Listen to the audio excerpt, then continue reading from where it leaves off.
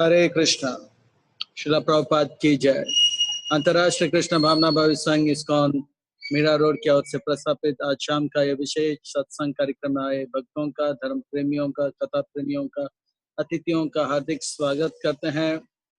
आप सब श्री श्री राधा गिरधारी जी के शुभकामनाएं स्वीकार करें, श्रील प्रभुपाद जी की कृपा प्राप्त करें। सारे विश्व पर प्रचार करते हुए लगभग 11 साल तक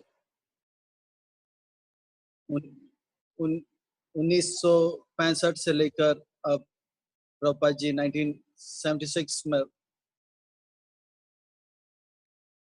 पूरे 11 साल में 6 द्वीपों को प्रमुख प्रमुख देशों में, प्रमुख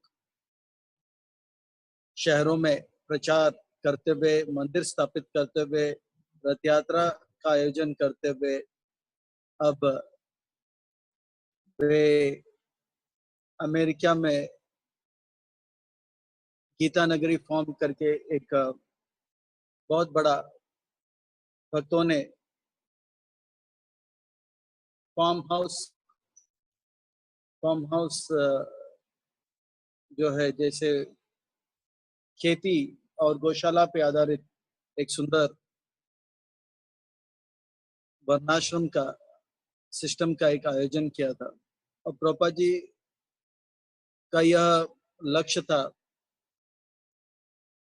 पहले सारे ग्रंथों का वितरण पे जोर दिया जाएगा और ग्रंथों के माध्यम से जब पूरे विश्व में लोगों के पास एक ग्रंथ होगा, अब लोगों के लिए ये वर्णाश्रम जो है ये इसका आयोजन बहुत जरूरी है, क्योंकि ये जो वातावरण है जो कि रजस और तमस से भरा हुआ अर्थात चमक दमक से भरा हुआ है, जहाँ पर शारीरिक दिखावा बहुत ज्यादा होता है, उससे वातावरण में आध्यात्मिक प्रगति जो है बहुत मुश्किल से होता है। प्रभुपाद जी जब तक हैं, प्रभुपाद जी के प्रभाव से ये सारे मंदिर और उन मंदिरों में भक्त अपना भक्ति को कर पा रहे हैं, ये प्रभुपाद जी के दिव्य शक्ति के कारण। तो प्रभुपाद जी जानते हैं कि उनके तिरुभाव के बाद, उनके लीला संपन्न होने के बाद इस प्रकार के वातावरण में शायद ही कोई भक्त भक्त रह पाएगा। इसलिए प्रभुपाद जी वर्णाश्रम, गौशाला, खेती का भी बहुत पे भी जोर दे रहे थे। और गीता नगरी जो था सतस्वरूप महाराज द्वारा किया गया, उस गीता नगरी में प्रभुपाद जी जब आए तो प्रभुपाद जी बहुत प्रसन्न थे। पर प्रभुपाद जी ने ये भी देखा कि इन भक्तों के अंदर एक प्रकार सा घमंड आ गया कि वो लोग अभी शहर से दूर है। तो प्रभुपाद जी ने अपने प्रवचन के माध्यम से कहा, हम लोग शहर को नफरत नहीं करते, ना ही आधुनिक जितने भी यंत्र है उससे नफरत करते हैं। चाहे वो यंत्र हो या शहर हो, वो भी भगवान का है, उसे भी भगवान का सेवा में लगाना चाहिए। और इस प्रकार से प्रभुपाद जी इन भक्तों से के जो अंदर एक प्रकार का घमंड था कि हम लोग अभी सुरक्षित हैं, ताकि आप लोग ये मत समझो कि शहर में अभी हमको जाना नहीं, प्रचार नहीं। यहाँ पर आकर सारे भक्त लोग प्रेरणा लेंगे, अपना कृष्ण भक्ति को या सतोगुण या शुद्ध सत्व को प्राप्त करेंगे, फिर बाद में शहर में जाके और प्रचार करेंगे। तो इस प्रकार का प्रभुपाद जी का विचार था। तो यहाँ से प्रभुपाद जी अभी जब जा रहे हैं न्यूयॉर्क, तो प्रभुपाद जी को बहुत प्रसन्नता का अनुभव हो रहा है, क्योंकि 10 साल पहले प्रभुपाद जी आए थे एक बक्सा लेकर, और उस बक्से में प्रभुपाद जी का सब कुछ था, कपड़े और ग्रंथ। और प्रभुपाद जी को पता नहीं यहाँ पे मैं कितने दिन रहूंगा। और रोज प्रभुपाद जी न्यूयॉर्क में जहाँ पे वो ठहरते थे, वहां से वो जाते थे बॉस्टन। वहां से वो जाते थे जहाँ पर पोर्ट है, जहाँ से जहाज वापस भारत को जाते हैं, और वहां पूछते थे अगला शिप जो है भारत को कब जाए। प्रभुपाद जी को सफलता मिल नहीं रही थी और प्रभुपाद जी सोच रहे थे अब क्या करूं क्या करूं। एक बक्सा लेकर आए, वो छोटा सा बक्सा लेकर बॉस्टन से प्रभुपाद जी न्यूयॉर्क आए। फिर न्यूयॉर्क में स्टोर फ्रंट में कुछ शिपियों के साथ ये आंदोलन चालू किया। प्रभुपाद जी को अति प्रसन्नता हो रही है अभी कि वही न्यूयॉर्क में जहां पर वो समझ रहे थे कि मैं कर पाऊंगा या नहीं कर पाऊंगा, पर उनको यकीन था कि ये विश्व में कृष्ण भक्ति का प्रचार उनके गुरुदेव की कृपा से और वैष्णव की कृपा से, गुरु परंपरा की कृपा से उन्हीं के द्वारा होगा। पर कैसे होगा पता नहीं, कहाँ पे होगा पता नहीं। तो न्यूयॉर्क में वो सोच रहे थे मैं क्या यहाँ पे करूं कि आगे कोई और भारत जाके फिर से और कहीं जाऊं। तब धीरे धीरे से प्रचार आरंभ हो गया न्यूयॉर्क से। छोटा सा वो जो बक्सा है, वही बक्सा लेकर प्रभुपाद जी एक जगह से दूसरी जगह, वही बक्सा प्रभुपाद जी के लिए टेबल बन जाता था, वही बक्सा प्रभुपाद जी के लिए। और वहां बैठ कर प्रभुपाद जी लिखते थे जो भी था, भागवतम के टीका वगैरह। तो अब प्रभुपाद जी को अति प्रसन्नता हो रही है। ये जो रथ यात्रा है पूरे विश्व का सबसे महत्वपूर्ण देश में हो रहा है, और विश्व का सबसे महत्वपूर्ण देश अमेरिका है, और अमेरिका का सबसे महत्वपूर्ण शहर न्यूयॉर्क है, और न्यूयॉर्क का जो सबसे महत्वपूर्ण सड़क है वो फिफ्थ एवेन्यू, वहां पर ये रथ यात्रा हो रहा है। तो ये प्रभुपाद जी को बहुत प्रसन्नता का अनुभव हो रहा है। प्रभुपाद जी भक्तों से पूछा, ये न्यूयॉर्क जैसे शहर में रथ यात्रा का आयोजन आपने कैसे किया? यह असंभव है, क्योंकि 1962 1962 में ये बता न्यूयॉर्क में एक एक नियम निकल गया था कि यहाँ पर कोई आंदोलन निकलेगा नहीं, क्योंकि लड़ाई झगड़ा बहुत होता था। कोई आंदोलन जो है, लोगों का झुंड इकट्ठा नहीं होगा न्यूयॉर्क में खास करके। तो प्रभुपाद जी को ये पता है ये झुंड इकट्ठा नहीं होगा, तो ये परमिशन आपने लिया कैसे? तो भक्तों ने बताया, जो भक्त रथ यात्रा का आयोजन कर रहे थे उन्होंने बताया, प्रभुपाद जी हम म्युनिसिपालिटी के पास गए थे, न्यूयॉर्क के जो कर्मचारी हैं उनके पास गए थे, अधिकारियों के पास गए, और हमने उनको लिख कर दिया 3 हैंड ड्रिवन कार्ट, 3 हाथ से के द्वारा खींचा गया हथेर, क्या बोलते हैं उसको, हाथ गाड़ी होगा, और उनके साथ कुछ लोग चलेंगे। तो उनको लगा कि हाथ गाड़ी छोटा सा होगा, इसलिए उन्होंने इस प्रस्ताव को स्वीकार कर लिया, मंजूर कर दिया। तब प्रभुपाद जी हंसे, यह है तरीका। वामन देव ने भी कहा मुझे 3 पग जमीन चाहिए, और जब हाँ हो गया तो पग बहुत बड़ा हो गया। आपने लिखा 3 हाथ गाड़ी में ये आंदोलन जाएगा, लोग इसके साथ जाएंगे, पर वो हाथ गाड़ी उनके सामने छोटा दिखाई दे रहा था। पर जब हाँ हो गया तो हाथ गाड़ी 3 बड़े बड़े रथ में में बदल गया। तो ये बहुत प्रभुपाद जी को प्रसन्नता हुआ था। ये न्यूयॉर्क रथ यात्रा में प्रभुपाद जी बहुत प्रसन्न थे। पर साथ ही साथ प्रभुपाद जी का ये 1976 है, 11 साल हो गया प्रभुपाद जी पूरे विश्व में प्रचार करके वापस वही जगह पे आ रहे जहाँ पे उन्होंने शुरू किया और रथ यात्रा कर रहे हैं, इसलिए और प्रसन्नता का अनुभव हो रहा है। और साथ ही साथ प्रभुपाद जी का शरीर एकदम से अब अ, मतलब बहुत कमजोर हो गया था, बहुत कमजोर। तो प्रभुपाद जी बहुत प्रसन्न थे, जितना वो नाच सके वो नाचते थे और भक्तों के साथ चलना था चलते थे।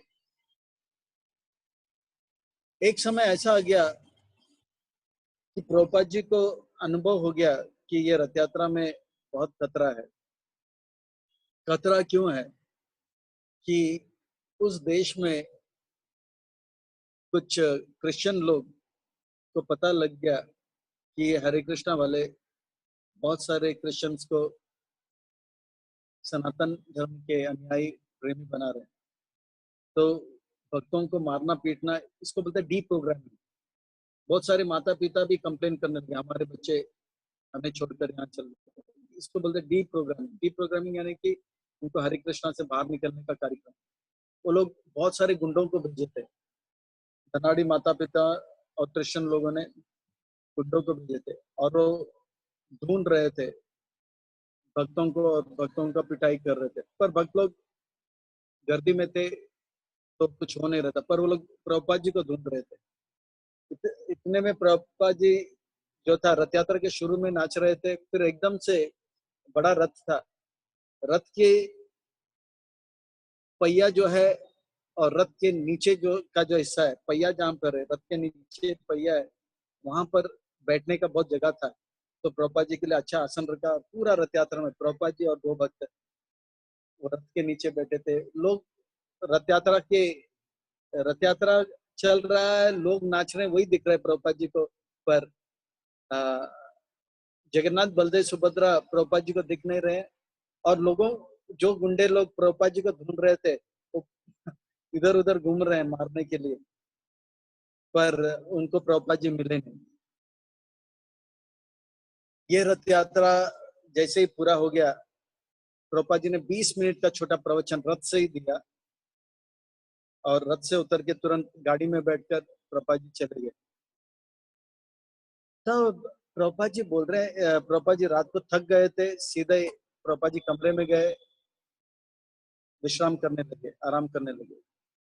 हरीश्वरी प्रभु प्रभुपाद जी के चरण का सेवा करने लगे। प्रभुपाद जी ने कहा, प्रभुपाद जी प्राय दिन में मालिश करते हैं, पर आज कहा कि थोड़ा चरण मालिश करो। तो मालिश जब कर रहे थे, प्रभुपाद जी ने पूछा, कहा, ये पागलपन है? तो बोला इट इज फैनेटिज्म। तो बोला, तो हरीश्वरी प्रभु बोला, व्हाट इज फैनेटिज्म? मतलब किस बात को आप फैनेटिज्म कह रहे हैं? ये पागलपन है। तो किस बात को आप पागलपन कह रहे हैं? तो बोला, मैंने देखा, क्योंकि प्रभुपाद जी अमेरिका में अभी तक ऐसा पागलपन देखा नहीं। एक क्रिश्चियन व्यक्ति चिल्ला रहा था, Jesus is great, Jesus is great, ऐसे ही कुछ चिल्ला रहा था। और ये आप लोग धर्मद्रोही हो करके चिल्ला रहा था। वो बहुत जोर जोर से चिल्ला रहा था, एक बड़ा आदमी। तो प्रभुपाद जी हैरान हो गया, ये पागलपन है, मैंने पहला कभी अमेरिका में ऐसा देखा नहीं। और सच में अमेरिका एक खुला देश है, सभी धर्मों को प्रोत्साहित किया जा रहा था, पर ये व्यक्ति बहुत चिल्ला रहा था। और उसी वक्त प्रभुपाद जी को खबर भी मिल गया कि लोग उनको मारने के लिए आ रहे हैं। तो इतने में प्रभुपाद जी हंसने लगे, बोला कि वो जितना चिल्ला रहा था, उतने में एक बहुत मोटा काला आदमी आया और एक मुक्का लगाया, वो आदमी पीछे पानी का एक किया था, उसमें गिर गया। अरे, तो प्रभुपाद जी हंसने लगे, बहुत हंसने लगे। तो इस प्रकार से जो जो था प्रभुपाद जी बोला ये। पर प्रभुपाद जी को इस घटना से लगा कि अब उनके आंदोलन के ऊपर खतरा भी, अमेरिका में भी खतरा है। तो ये था अमेरिका में प्रभुपाद जी का न्यूयॉर्क का रथ यात्रा। फिर वहां से प्रभुपाद जी लंदन आए। ध्यान में रखना चाहिए, अभी प्रभुपाद जी न्यूयॉर्क में आए, इसके बाद शायद अभी फिर कभी आएंगे नहीं। इसके बाद फिर लंदन आते हैं और लंदन में प्रभुपाद जी सब भक्तों से मिलते हैं, भक्तों को बहुत प्रोत्साहित करते हैं। इससे पहले एक छोटा सा घटना डरबन का मैं बता देता हूँ। एक भक्त था प्रभुपाद जी के लिए। प्रभुपाद जी जब साउथ अफ्रीका आ रहे थे, डरबन आ रहे थे, तो खास प्रभुपाद जी से मिलने और प्रचार को बढ़ाने में बहुत योगदान दिया था। पर उनका समय आ गया था। वो जब आए थे, वो अपना वेशभूषा बदल कर आए थे। साउथ अफ्रीका में दूसरे देश के लोगों को आना मना था, चाहे वो गोरे हो या काले या सावले। तो वो अ, अपना वेशभूष बदल कर आया था, विग वगैरह डालकर अंदर आया था, पैंट शर्ट डालकर आया था। अब उसको बाहर जाना था, तो फिर से एयरपोर्ट में वो अपना वेशभूष बदल कर विग वगैरह लगा के बाहर आ गया था। तब प्रभुपाद जी भी उसी दौरान पर, उसी एयरपोर्ट से, उसी समय पर उनको भी साउथ अफ्रीका से शायद भारत की ओर आना था। तो दोनों एयरपोर्ट में मिले। तो प्रभुपाद जी पहचान ले, ये उनका ही भक्त है जो जो बहुत प्रचार में मदद किया। और उनको इस प्रकार के हिप्पी नहीं, मतलब बाल और पैंट शर्ट में देख के बहुत हंसने लगे, बहुत हंसने लगे, पेट पकड़ पकड़ के हंसने लगे। तो वो भक्त अपना साक्षात्कार बताने लगे। प्रभुपाद जी के हंसी में मजाक नहीं था। प्रभुपाद जी के हंसी में मजाक नहीं। कभी कभी कोई हम पर हंसता है तो हमको लगता है इसने हमारा मजाक उड़ा दिया, हमारा निंदा किया, हमें निकृष्ट कुछ ऐसा अनुभव करा दिया। पर प्रभुपाद जी जब हंस रहे थे, वो बोला कि प्रभुपाद जी की हंसी में दो भाव थी। एक तो वो देख रहा था कि ये जो भक्त है, जब अगर वो भक्ति नहीं करता तो कैसे पागल जैसा दिखता। और दूसरा भाव उनका ये था, भगवान ने उनको बचा दिया और उसको भक्त बना दिया। क्या से क्या भगवान ने उनको बना दिया। तो वो भक्त को बुरा भी नहीं लगा, और उनको भी एक प्रकार का अच्छा लगा कि मेरे कारण प्रभुपाद जी को थोड़ा सा खुशी हुई। और उस प्रभुपाद जी की हंसी में करुणा था, करुणा यानी कि दया था। तो ये था। तो इसी प्रकार से लंदन में एक बार प्रभुपाद जी बहुत हंसे। लंदन में जब प्रचार शुरू हुआ था, वो था बुरी पैलेस। बुरी पैलेस में राधा लंदनेश्वर है। तो ये राधा लंदनेश्वर में एक भक्त जुड़ा हुआ था। सबसे पहले भक्त जो यूरोप में बना था इस्कॉन का, लंदन में श्याम सुंदर प्रभु, मुकुंद प्रभु लोग ने बनाए थे, गुरुदास प्रभु ने बनाया था। वो अपने आप को बहुत सीनियर सीनियर मानता था, मैं सीनियर हूँ, मैं सीनियर हूँ। और इसके लिए वो 2 साल हो गया, उसको ब्राह्मण दीक्षा भी मिल गया। तो वो सबके ऊपर अपना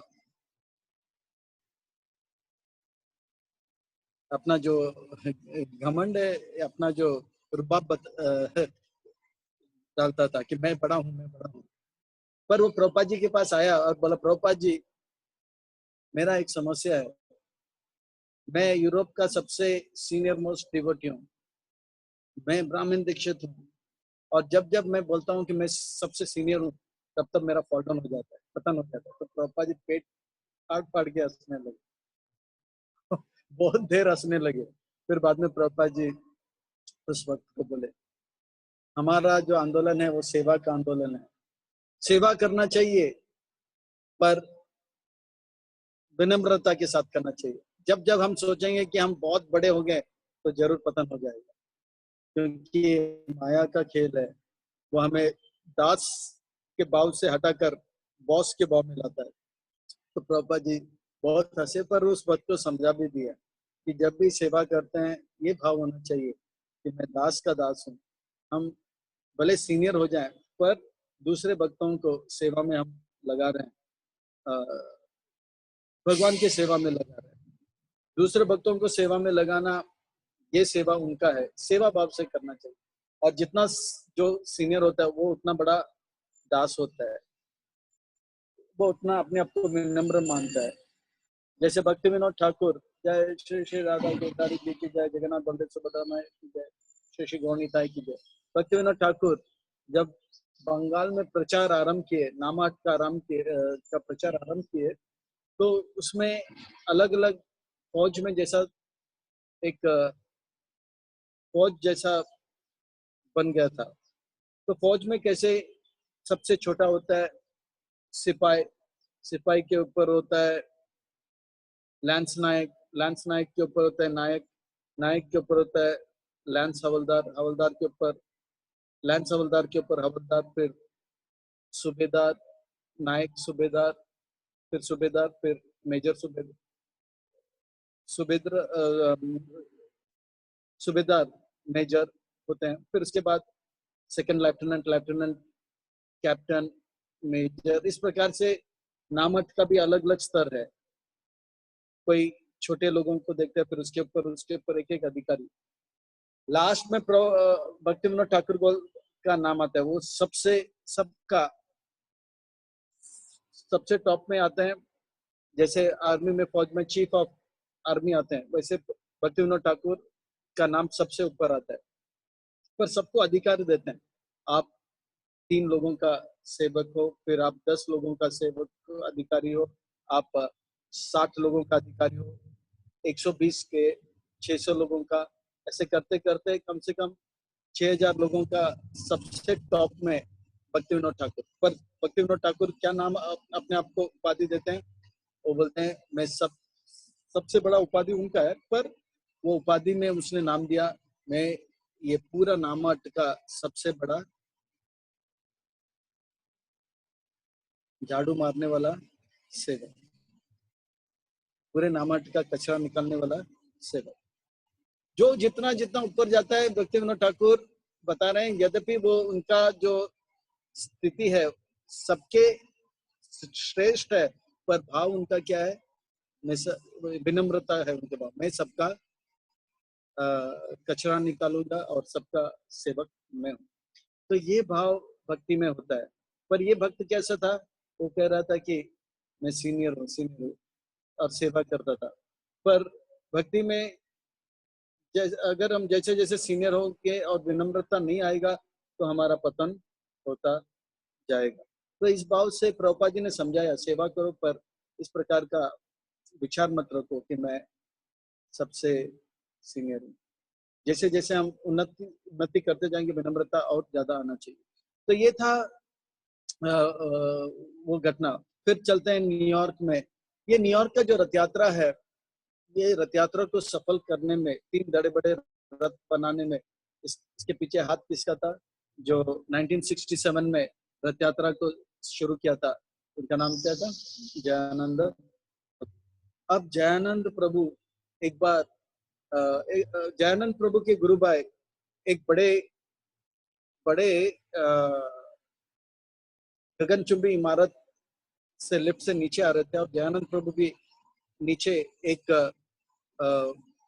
एक प्रकार के हॉस्पिटल नहीं, चेकअप क्लिनिक से बाहर आ रहा था, और उनके हाथ जो था तो वो बड़े ढक कर रखा था। तब उनका गुरु भाई ने पूछा, जयानंद प्रभु यहाँ क्या कर रहे हो? तो बोला हॉस्पिटल, चेकअप क्लिनिक, ये क्या है? और जयानंद प्रभु तो हमेशा तगड़ा और जोश के साथ सेवा में लगा रहता है, चेहरे में हमेशा खुशी। बोला ये क्या, यहाँ पर इस वक्त क्या कर रहे हो? यानी कि क्लिनिक से जैसे ही बाहर निकला, तो क्या कर रहे हो आप यहाँ पे? तो जयानंद प्रभु ने बोला, आप सुनना चाहते हो? बोला हाँ, मैं बोलूंगा, तब बोलूंगा जब आप शपथ लो, कसम लो कि मैं जो बोलूंगा आप किसी और को नहीं बोलोगे। तो बोला हाँ, मैं किसी को नहीं बोलूंगा, मैं कसम लेता हूँ, किसी को नहीं। बताओ क्या? तो उन्होंने अपना हाथ के ऊपर एक चादर जैसा था खोला, तो देखा एक मोटा गांठ था। बोला जयानंद ये क्या है? फिर दूसरा हाथ खोला, उसमें भी गांठ था, ये था कैंसर। तो कुछ करो, आप हॉस्पिटल जाओ। बोला मैंने बोला आप बात नहीं करोगे। तो वो चुप रहा, मैं कसम लेता हूँ बात नहीं करता। तो पूरा रथ यात्रा में जयानंद प्रभु नाच रहे थे, पर शरीर उनका साथ नहीं दे रहा था। यानी कि लगभग लगभग ये जो इतना बड़ा घाट होने के लिए कम से कम 1 साल तो लगेगा, 2 साल तो लगेगा। तो मतलब 2 साल से दयानंद प्रभु कष्ट में है, पर वो चेहरे में सेवा करते करते सेवा का इतना खुशी का अनुभव कर रहे कि शरीर का कष्ट उनको अनुभव नहीं हो रहा था। तो ये दयानंद प्रभु का आखिरी रथ यात्रा था। ये रथ यात्रा के बाद दयानंद प्रभु का लगभग तिरुभाव। ये रथ यात्रा शायद इसको प्रभुपाद जी के समय पर आखिरी रथ यात्रा था इस्कॉन का, और प्रभुपाद जी बहुत प्रसन्न थे। यहाँ पे स्क्रीन पे दयानंद प्रभु को बता रहे हैं, रेवतीपति प्रभु, बहुत धन्यवाद। तो ये रथ यात्रा दयानंद प्रभु का आखिरी रथ यात्रा था, और इस प्रकार से प्रभुपाद जी अब लंदन आते हैं, लंदन में कुछ समय बिताते हैं भक्तों के साथ। और खास करके इस बार प्रभुपाद जी लंदन में बहुत सारे भारतीयों से भी मिलते हैं और सब भक्तों को प्रोत्साहित करते हैं। ये जो लंदन है 1976 लंदन में आए थे, इसके बाद प्रभुपाद जी भारत आते हैं, भारत आते हैं।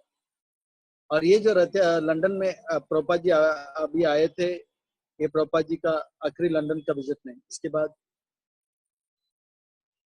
प्रभुपाद जी भारत आते हैं, भारत में बहुत सारे जगह में जाते हैं। फिर शरीर प्रभुपाद जी का बहुत बहुत कमजोर हो जाता है। फिर एक बार 97 में प्रभुपाद जी जाते हैं, खाली एक ही देश को जाते हैं। उनको लंदन से उनको टोक्यो जाना था, पर वो कैंसिल करके बॉम्बे आते हैं। फिर उसके बाद प्रभुपाद जी का अंतिम। तो लंदन से प्रभुपाद जी आए भारत में, और भारत में कुंभ मेला का आयोजन हो गया 1976। प्रभुपाद जी ने कहा ये जो कुंभ मेला है 144 साल में फिर से आता है। बड़ा रथ यात्रा था, बड़ा कुंभ मेला था, बहुत बड़ा कुंभ मेला था। कुछ कुंभ मेला 12 साल में आता है, कुंभ मेला हर साल आता है, वो थोड़ा इतना बड़ा नहीं होता है। पर जो कुंभ मेला 12 साल में आता है उसको महाकुंभ मेला होता है। ये महाकुंभ मेला था 144 ईयर्स के बाद। तो प्रभुपाद जी बोला मैं कुंभ मेला जाना चाहता हूँ। कुंभ मेला में जाने का पीछे लक्ष्य ये था कि ये बताने की हमारा आंदोलन भी एक प्रामाणिक आंदोलन, साधु संतों का मेला होता है। जन साधारण लोग डुबकी लेते हैं और साधु संत से मिलते हैं, उनसे सुनते हैं, आध्यात्मिक शिक्षा लेते हैं और उनका जीवन में वो आध्यात्मिकता को ग्रहण करते हैं। तो प्रभुपाद जी दिखाना चाहते हैं कि इस्कॉन भी एक बहुत बड़ा ये है, धार्मिक आंदोलन है। टिकट नहीं मिल रहा है, क्योंकि प्रभुपाद जी जब बोले कि मुझे कुंभ मेला जाना है, तब तक कुंभ मेला में और 20 दिन रह गया, और महीने महीने से सारा टिकट बुक हो गया। तब अभिराम प्रभु जो थे बॉम्बे में प्रचार कर रहे थे, उनका पहचान रेलवे डिपार्टमेंट का सबसे बड़ा अधिकारी गुप्ता जी करके थे, उनसे था। तो सीधा गुप्ता जी के पास गए, गुप्ता जी से कहा देखो हमारे संस्था के संस्थापक आचार्य कृष्ण कृपा श्रीमती अभय चरण रविंद्र भक्तिवेदांत स्वामी श्रील प्रभुपाद जी हमारे गुरु महाराज है, वो जाना चाहते, आप कुछ भी करो। गुप्ता जी धार्मिक स्वभाव के, बोला इतने बड़े महात्मा का सेवा करने को मुझे अवसर मिल रहा है, मैं बहुत भाग्यशाली हूँ। ये अहोभाग्य अहोभाग्य करके उन्होंने कहा। ट्रेन पूरा पैक था। गुप्ता जी इंजीनियर थे, पूरे इंडिया के जो टॉप मोस्ट भारतीय रेलवे का इंजीनियर था वो गुप्ता जी थे। गुप्ता जी ने क्या किया, अपना जितना भी बल था उसमें क्या किया, 2 नया नया डिब्बा जोड़ दिया, एक फर्स्ट क्लास और दूसरा सेकंड क्लास। फर्स्ट क्लास में प्रभुपाद जी और उनका सेवक और बाकी में सन्यासी लोग, और सेकंड क्लास में बाकी माता जी लोग और ब्रह्मचारी प्रभु जी लोग। तो ये जो था ये जो कुंभ मेला में, और वो जो डब्बा था उसको स्पेशल अलग से पेंट भी किया था और प्रभुपाद जी के लिए स्पेशल व्यवस्था। फिर प्रभुपाद जी देखिए शुद्ध भक्त का इच्छा था तो भगवान ने कैसे उसे पूरा कर दिया और प्रभुपाद जी बड़े आराम से पहुंचे। अब कुंभ मेला में स्टेशन पे उतरने से बहुत गर्दी, तो इनका बड़ा पहचान था गुप्ता जी का। गुप्ता जी ने तुरंत गाड़ी का व्यवस्था किया, प्रभुपाद जी को सीधा कुंभ मेला तक पहुंचा दिया और कुंभ मेला में गया। और कुंभ मेला में प्रभुपाद जी को दूध चाहिए था, वहां पे दूध मिल नहीं रहा था, तो गुप्ता जी ने गाय का व्यवस्था किया। तो इस प्रकार से शुद्ध भक्त का पूरी इच्छा जो है। प्रभुपाद जी एक बात से दुखी थे क्योंकि इस कुंभ मेला में इस्कॉन का जो तंबू था वो एक कोने में था। प्रभुपाद जी ने बोला जहाँ पे सारे संत महात्मा मिलकर बड़ा एक्शन करते हैं वहां पे आपको रखना चाहिए था इस्कॉन को, ये गलत है, क्यों ऐसा किया? तो प्रभुपाद जी गुस्से में थे। फिर वापस बोला कोई बात नहीं, मैं आप सबको एक्शन में लाऊंगा। फिर सारे भक्तों को बुलाया, अब से लेके अंत तक जितने दिन भी रहेंगे आप सबको रोज नगर संकीर्तन करना होगा। और भक्तों ने जो नगर संकीर्तन किया कुंभ मेला में, आज भी लोग याद करते हैं, संत महात्मा लोग याद करते हैं। प्रभुपाद जी इस प्रकार से स्थापित करते हैं कि इस्कॉन जो एक प्रामाणिक धार्मिक आंदोलन है और ये गुरु शिष्य परंपरा में आता है और ये ब्रह्म मत संप्रदाय का एक नया एक अंग है। और यहाँ के भक्त लोग साधु संत केवल भारत के ही नहीं होंगे, साधु संत आध्यात्मिकता जो है केवल एक क्षेत्र से तक ही सीमित नहीं है, ये सभी के लिए पूरे विश्व के लिए, हर जीवात्मा के लिए। और इस प्रकार से गोरे काले और पीले लोग भी इस कुंभ मेला में संत बन के नाच रहे थे और संत लोग इसको देख रहे थे। आगे कल चर्चा करेंगे, यहीं पे वाणी को विराम दूंगा। यहाँ पे रेवतीपति प्रभु बहुत सुंदर कुंभ मेला का दर्शन दे रहे हैं। हरे कृष्णा कृष्णा कृष्णा हरे हरे, हरे राम। ओके, वाणी को यहीं पे विराम देता हूँ। प्रभुपाद की question answers will start immediately. Yes, Prabhu. Thank you very much. Thank you. Hare Krishna.